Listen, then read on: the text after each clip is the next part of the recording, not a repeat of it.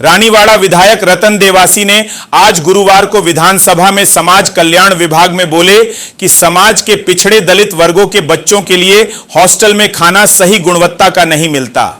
हमने 12वीं कक्षा तक आवासीय स्कूलें शुरू करवाई। अब इनमें से कुछ स्कूलों को महाविद्यालय में तब्दील किया जाए। इसी तरह कॉलेज के बाद निष्क्रमणीय और पिछड़ों दलितों के बच्चों को नौकरी के लिए कोचिंग करने जयपुर जाना होता है, परंतु उनको जयपुर में आवासीय सुविधा नहीं मिलती। ऐसे में सरकार को एक बड़ा छात्रावास शुरू करना चाहिए जिसमें कोचिंग करने वाले बच्चे तैयारी कर सके। इसके साथ ही एक और निष्क्रमणीय स्कूल को रामसीन या चितलवाना या सेडिया में स्वीकृत कराया जाए। सभापति महोदय, आज पूरा सदन जो हमारी डिमांड से मांगे हैं, वित्त मंत्री के जवाब आने के बाद उस पर पूरा सदन चर्चा कर रहा है। सभापति महोदय, मैं समझता हूं कि जो हमारी दोनों मांगे हैं आज, सामाजिक न्याय, अधिकारिता और जनजातीय पर, विभिन्न मांगे जो विभिन्न सदस्यों ने हमारे यहां दी होगी और दोनों विभागों में जो मांगे आई है, मैं कुछ बातें बस उन दोनों पे कहना चाहता हूं जो उससे संबंधित है और जो विभाग की प्रयास और प्रगति का वर्ष 2023-24 का भी जो उल्लेख आपने किया था, उसमें से कुछ अंश जो है वो आपके बीच में साझा करना चाहता हूं। सभापति महोदय, सामाजिक न्याय आज हमारे इस प्रदेश के अंदर विभिन्न मंत्रालय, विभिन्न विभागों के अंदर सामाजिक न्याय और अधिकारिता का इतना बड़ा विभाग है और उसके अंदर विभिन्न योजनाएं जो छात्रों से लेकर, दिव्यांगों से लेकर, बुजुर्गों से लेकर निष्क्रमणीय पशुपालक हो, उनके छात्र छात्राओं को पढ़ाई के लिए सुविधा देने के लिए, छात्रवृत्ति देने के लिए, लाभान्वित करने के लिए इस विभाग को चलाया जा रहा है। आजाद हिंदुस्तान या राजस्थान में लोकतांत्रिक प्रक्रिया के बाद चुनी हुई सरकारें जब भी आई, तब भी हमने देखा है कि इस विभाग के माध्यम से जो समाज पीछे छूट गए, उनको जोड़ने के लिए, उनको आगे लाने के लिए हम लोगों ने काम किया। आज हमारी स्थिति क्या बन रही है, मैं आपके माध्यम से अवगत कराना चाहता हूं सरकार को। सरकारें कोई भी रही हो, मगर हमने इस विभागों को चलाया, इसका संचालन कराया, विभिन्न योजनाओं में विभिन्न घोषणाएं की होगी, मगर इसको धरातल तक पहुंचाने के लिए जो कमियां हमारी रह गई, अगर उस पर हम कार्य नहीं करेंगे तो जो ये छात्र छात्राएं, ये जो दिव्यांग जो आपके भरोसे बैठे हैं, वो भविष्य में जो है हमको माफ नहीं कर पाएंगे। मैं निवेदन करना चाहता हूं आपको कि सामाजिक न्याय के 5 सिद्धांत क्या थे। सामाजिक न्याय के बारे में विश्व के बड़े जो थिंक टैंक थे, विश्व के बड़े जो लेखक थे, नेता थे, और हमारे देश के अंदर भी भले गांधी जी रहे हो, बाबा साहब अम्बेडकर रहे हो, अन्य जो भी हमारे नेता या लेखक रहे हो, उन्होंने हमेशा ये कहा कि सामाजिक न्याय के 5 सिद्धांत रहे।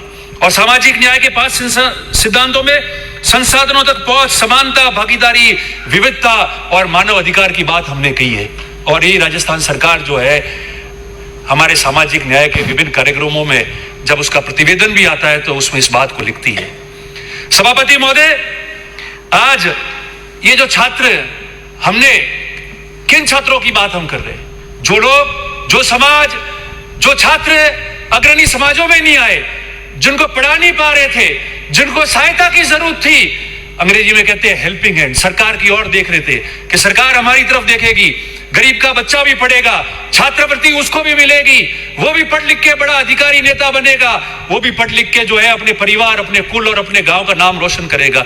उसके लिए सामाजिक व्यवस्थाओं के तहत विभिन्न योजनाओं में ये लोग लाभान्वित हो। दिव्यांग जो चल नहीं सकता है, जो फिर नहीं सकता है, जो देख नहीं सकता है, जो मूवमेंट नहीं कर पाए, उसको सरकार की सहायता मिले, उसको महसूस हो कि इस दुनिया में मेरी तरफ देखने वाला कोई है और मुझे सहायता मिलेगी और मैं भी अग्रणी व्यक्तियों के साथ में आके आगे बढ़ूंगा, नौकरी लगेगी, कमाऊंगा, मेरा परिवार का जो है पालन पोषण में करूंगा। उसके लिए सामाजिक व्यवस्थाएं जो है ये तय की हुई थी।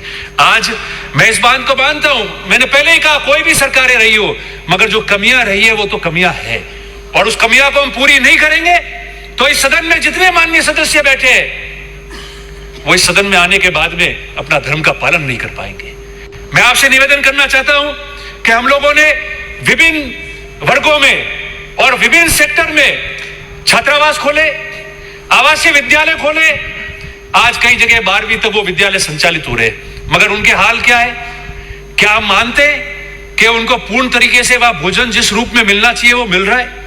उसमें कोई कमी पेशी नहीं है?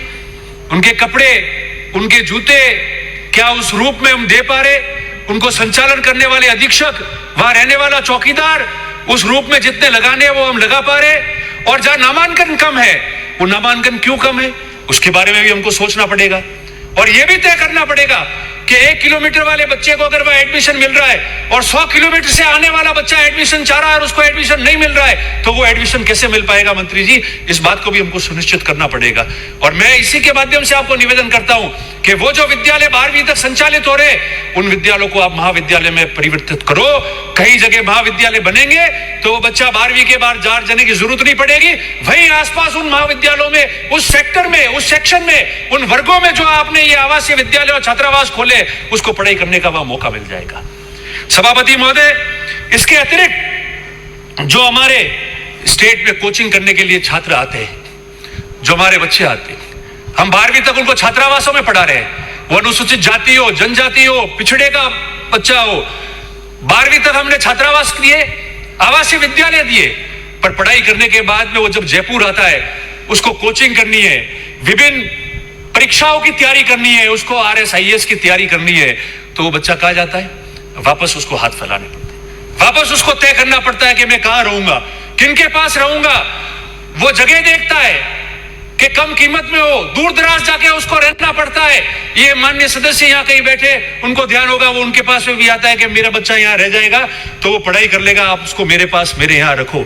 मैं आपसे निवेदन करना चाहता हूं आपके माध्यम से मंत्री जी को कि मंत्री जी, जब आप घोषणाएं करो, आप ये मादा दिखाओ और सरकार ये करे कि जो छात्रावास संचालित होकर और उनमें पढ़ के जो बच्चे जयपुर आएंगे, वो जो अनुसूचित जाति का हो, जनजाति का हो, पिछड़ा हो, जिनके छात्रावास आपके विभाग के माध्यम से संचालित हो रहे, उनके लिए हर 200 विधानसभा के अनुपात में, हर विधानसभा का अनुपात देकर और जयपुर के अंदर एक छात्रावास समाज कल्याण का बड़ा खोला जाए, जहां केवल कोचिंग करने वाला छात्र आके यहाँ पढ़े और उसके माता पिता को जो है एक्स्ट्रा भार उसमें नहीं लेना पड़े।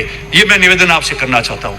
बाकी मैं आपसे एक और निवेदन करना चाहता हूं कि जो हमारे निष्क्रमणीय पशुपालक है, जिनके आपने आवासीय विद्यालय विभिन्न सरकारों ने कई जगह खोले हैं, जिनके माता पिता अपने पशु लेके एक शहर से दूसरे शहर, एक राज्य से दूसरे राज्य में चले जाते हैं और उनके बच्चे जो है वो पढ़ नहीं पाते थे, उनके लिए हमने निष्क्रमणीय पशुपालकों के विद्यालय खोले हैं।